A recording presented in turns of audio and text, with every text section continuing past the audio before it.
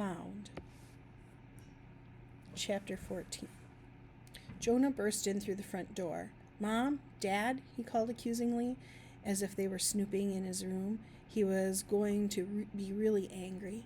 He hadn't started flunking out of school as a cry for help. There was no reason for them to search through his things. Mom peeked out from the kitchen, drying her hands on a dish towel. "Dad and I are back here," she said. Jonah sped around the corner, saw Dad sitting at the computer. Dad hastily clicked out of whatever he was looking at, but not before Jonah caught a glimpse of the FBI crest. "Thanks, Dad. You really think you have to hide that from me?" Jonah decided he didn't have time to think about that right now. "Then who's in my room?" he demanded. "No one's in your room," Mom said, sounding baffled. Jonah whirled around and rushed up the stairs. He shoved open the door to his room, flipped on the light. Nobody was there. Jonah jerked the closet door open. He got down on his hands and knees and looked under his bed. He looked beside his desk, behind the door, all the places he'd ever used during hide-and-seek games when he was little. "Jonah, honey, what are you doing?" Mom asked, appearing in his doorway. "I thought I saw someone in my room," Jonah said, "when I was outside." Mom peeked into the closet and under the bed. "There's nobody here," she said. She took a shaky breath. "Really, Jonah, if there'd been an intruder, we would have heard him. You know how those stairs creak." Maybe whoever it was didn't use the stairs, Jonah thought. Maybe he used a ladder at the back of the house. Or maybe it was someone who could just appear and disappear at will, like Catherine's ghost. Jonah didn't want to think about that, but he also didn't go to the back of the house to look for a ladder. Dad walked into the room and laid his hands comfortably on Mom's shoulders.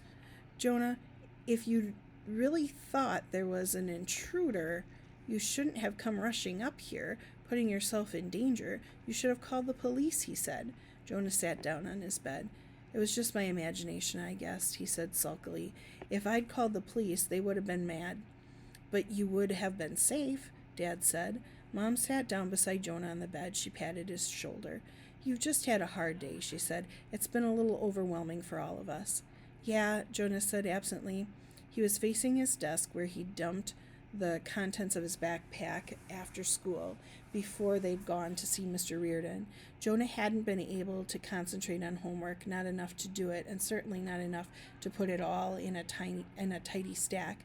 So he had a half-finished math sheet sliding into the paper, giving instructions for his next language arts paragraph, sliding into a sheet announcing the school's Halloween dance. But that wasn't what Jonah was looking at. On top of those papers, Jonah could see another one that was half folded up, as if it had just been removed from an envelope. He wasn't at the right angle to see everything written on the half-folded paper, but he could see a little bit. It was one of the mysterious letters he had received, which he knew he'd left in the back of the top of his drawer under his collection of state quarters. Jonah remembered the tiny light hovering over his desk that he'd seen from outside. "Are you sure you weren't in here a few moments ago, right before I got home?" Jonah asked his parents. Suddenly he wanted to believe that they'd been searching through his room, snooping around. It was better than any of the other possibilities. "Jonah, we weren't," Dad said. "Neither one of us has been upstairs since before dinner." Jonah could barely remember dinner. He and Catherine had rushed through the leftover chili so he could get to Chip's house. Dad was peering at him with a concerned, squinty worry lines ringing his eyes. "Is something wrong?" Mom asked. "I mean, something we don't already know about?" Was that the opening Jonah wanted? He did want to tell Mom and Dad about the letters, let them worry so he wouldn't have to. But the tale of the letters now involved disappearing ghosts and Catherine taking cell phone pictures of secret documents with Jonah's name on them and witnesses, as if Jonah had been involved in some crime. "Nothing's wrong," Jonah said. He yawned unconvincingly. "I'm just tired." Mom and Dad were both still looking at him doubtfully, but it seemed like they were willing to play along. "Maybe you should go to bed early," Mom said. Mom was big on the curative powers of sleep. Jonah was surprised she didn't add, "Everything will look better in the morning." Instead, she smiled. I'm glad you came back from Chip's. Was Catherine with you? I didn't see her. She looked around as if having acted so worried about Jonah, she now had to show the same amount of concern about her daughter. She's still at Chip's, Jonah said.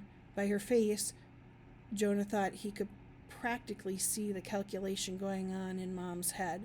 Goodness, there couldn't be anything romantic going on between those two, could there? She's only in 6th grade, but this is an older boy. She's got the cell phone with her, doesn't she? Mom asked with studied casualness. I think I'll give her a call, tell her to come on home. It's almost 9 o'clock. I'll go get her, Jonah volunteered. He was still a little mad at his sister, but somehow he didn't want her walking home alone along the dark street with all its eerie shadows, which was crazy because he was the one who'd gotten the threatening letters. Of course, she was the one who thought she'd seen a ghost. Would you do that? Mom asked. Thanks. Jonah waited until Mom and Dad were out of his room before he tucked the mysterious letter back in his drawer. Then he went outside. He was nearly back to Chip's house when he saw Catherine slipping out of the Winston's front door. Tomorrow, she was promising Chip, we'll solve this. We will. Jonah waited until Chip had shut the door and Catherine was stepping out onto the sidewalk. He hid behind a maple tree and then jumped out just as Catherine was passing by. Boo! Catherine shrieked, and then she giggled, and then she pounded her fist against Jonah's chest. I hate you, she screamed, laughing. You're terrible. Jonah almost laughed too because it felt so good to treat everything like a joke, to pretend that he wasn't worried about anything. And fortunately, Catherine's fist didn't hurt at all. She wasn't hitting very hard. Just for that, I'm not going to tell you what Chip and I found out, Catherine threatened. Good, I don't want to know anyhow, Jonah said. Remember? Okay, then just for that, I'll tell you everything. Catherine corrected herself. Chip and I called every name on the witness list. Jonah thought about putting his hands over his ears and chanting, I'm not listening, la la la la la, but he couldn't quite bring himself to do that. The two of the people just hung up on us, Catherine continued, but I did get one guy to tell me that he worked as an air traffic controller. I was pretending that I was working on a career project for school and I was supposed to call people at random and talk to them about their jobs. He was really friendly and wanted to talk and talk and talk. Air traffic controllers must not get out much. But then I said, did you ever witness anything unusual, like maybe 13 years ago or so? And he got really, really quiet. And then he said he had to go. He didn't have time to talk to me. That means something, don't you think? No, Jonah said automatically because he didn't want to believe that any of this meant anything. And then this other lady, Angela Dupree, her name was the first on the list. She sounded perfectly normal when Chip first started talking to her. But then he laid everything on the line about how he just found out that he was adopted and he didn't know anything about his birth parents and he thought she might know something. And then she just totally freaked out. She started hyperventilating almost, and she said, I can't talk to you. Don't call me ever again. Weird, huh? It was all weird, Jonah thought, stepping in and out of the shadows. He wanted to find normal explanations. Well, maybe she gave up a baby for adoption, he said. Maybe it was like 13 years ago, and so she thought Chip might be her son, and it was just all too emotional for her. You know how some birth parents want to reunite with their kids, and some never want to have anything to do with them. They just want to pretend nothing ever happened. For the first time, Jonah actually kind of understood that viewpoint. Something else struck him. Hey, maybe she really is Chip's birth mother, or mine. Maybe that's what the witnesses really meant, like it's a code word or something. I don't think so, Catherine said. Why not? Jonah challenged. It just doesn't seem like that, Catherine said. Oh, right, you know all about these things, Jonah scoffed. But his heart wasn't into it because they'd reached the point of the street where he could see into his bedroom windows, where he'd been standing when he'd seen the intruder before. He couldn't help staring up at the windows now. but they were blank and dark and empty. He didn't tell Catherine about the intruder. He wouldn't tell her or Chip, and maybe he could forget about it himself. Jonah, Catherine said earnestly, Chip and I really are going to figure this all out. And when we do, you'll thank us. You'll be so happy. You'll be at peace. They were at the front door now. Jonah put his hand on the doorknob.